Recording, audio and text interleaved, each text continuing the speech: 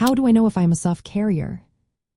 If you're curious about whether you might carry the gene for cystic fibrosis, the most reliable way to find out is through genetic carrier testing.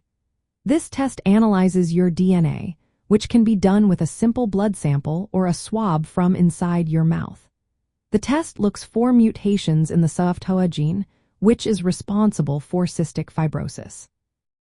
Since cystic fibrosis is inherited in an autosomal recessive pattern, carriers have one altered copy of the gene but usually don't show any symptoms.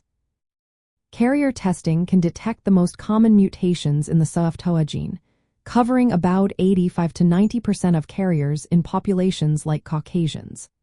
But because there are over 1,000 known mutations, a negative result doesn't completely rule out the possibility of being a carrier, especially if you come from a diverse ethnic background or have a family history of cystic fibrosis. Your chances of being a carrier depend on your ethnicity and family history. For example, about 1 in 29 Caucasians are carriers, while in Hispanic Americans, it's roughly 1 in 46. Among African Americans, about 1 in 61 are carriers, and among Asian Americans, it's around 1 in 90. If you have a family member with cystic fibrosis or know someone who is a carrier, your risk is higher regardless of your background. Newborn screening programs test infants for cystic fibrosis, but these tests do not tell you if you are a carrier. They are designed to identify babies who might have the disease. To find out your carrier status, testing should be done before pregnancy or during pregnancy if you're planning to have children. If both partners are carriers, there is a 1 in 4 chance with each pregnancy that the child will inherit cystic fibrosis. That's why genetic counseling is highly recommended before and after testing.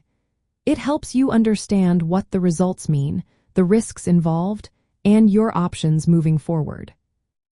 To know if you are a CFTR carrier, start by talking to your healthcare provider or a genetic counselor. They can guide you through the testing process, which involves providing a blood or saliva sample. Remember, a negative test reduces your likelihood of being a carrier but does not eliminate it entirely. Your ethnicity and family history are important factors to consider when interpreting your risk. Consulting with a genetic counselor can help you understand your results in context and plan your next steps. Always keep in mind that medical advice should be personalized.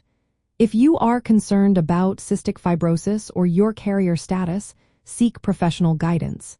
This approach aligns with current medical standards and ensures you get accurate, evidence-based information.